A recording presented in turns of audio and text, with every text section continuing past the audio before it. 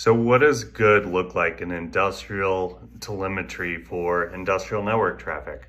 For one, many start at the existence of a protocol between two devices. Do we see an industrial protocol, and are the devices speaking it supposed to speak it? That's kind of a baseline way of looking at it. What things are generating and receiving industrial traffic and doing things with that. And you can look at telemetry to say, hey, this host started communicating and it either doesn't have an operational need, or maybe it does and it's communicating in a weird way, either statistically by an anomaly, or by a detection rule you have. You can take that a step lower and also go into what is the baseline of the actual function codes being used? Where should I see program uploads from? Where should I see other specific operations within a industrial protocol going to the device from?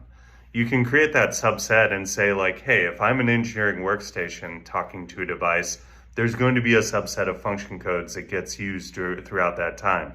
If I'm a human machine interface that another operator is using, again, there's going to potentially be a different subset of function code. So you can go down to the function code and say, hey, what is normally done there?